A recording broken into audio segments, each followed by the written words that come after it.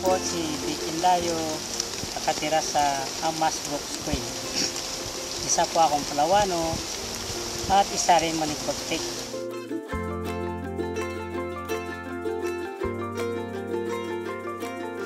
Sa paggagamit ng itak para pang taping ng bagtik, hindi po pwede gagamit ng itak na matulis. Kailangan po yung itak na parang putol lang siya dito para makuha mo tamang pagkataping. Hindi pwede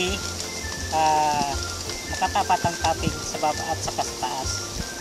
Tulad dito, may tapping sa baba, may tapping sa taas. Ang nangyari, mahina ang daloy dito sa baba, tapos ang marami sa taas dahil naagaw na yung dagta dahil may tapping na sa taas, kaya mali pa rin yun. Hindi pwede magtapping dito sa baba ng dating pinagtappingan. Hindi pwede paglaruan. Yan din isang mali. Dinisan ang yung punong almasiga tulad dito na may nabulok na balat niya, kailangan tanggalin mo rin yan. Dahil pag hindi linisan, didikit ang dumi. So hindi maganda yung dagta ng almasiga dahil may bulok na balat, kaya ang mangyari didikit yan sa dagta. Is madaling salita, hindi maging quality yung dagta ng pagtik. Kailangan malinis ang paligid ng puno dahil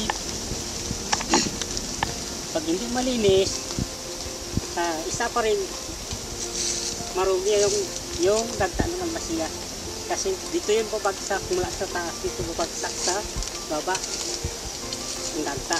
Kaya kailangan ang bagsakan malinis para walang dumi na didikit.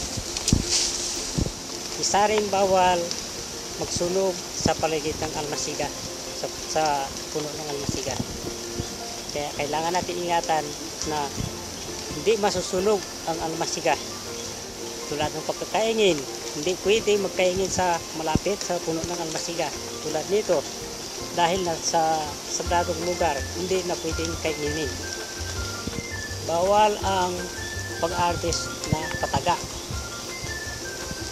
Pag ganito, hindi. Bawal magkuha ng bagtik na hindi mo pag-aaring punong bagtik. Bawal magdura sa puno ng almasiga dahil sa paniniwala namin na bilang katutubo, hihina ang daloy ng dagta. Bawal din umihi sa puno ng almasiga dahil isa rin yan kontra sa pagdaloy ng dagta ng almasiga. Bawal ang kunin ang bagtik isang palad mula sa pinagtapingan.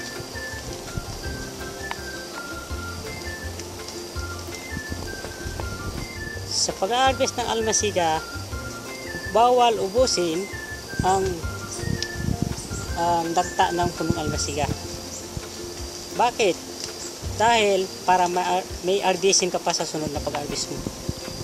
Bawal magtaping sa almasiga na maliit pa ang puno dahil baka mamamatay siya kasi bata pa siya. Bawal sapsapin ang dagta ng almasiga dahil ito ay madudurog. Bawal tuklapin ang bagsakan ng dagta ng almasiga. Pag tinuklap mo, lalabas yung anay. Isa rin na makakasira sa punong almasiga.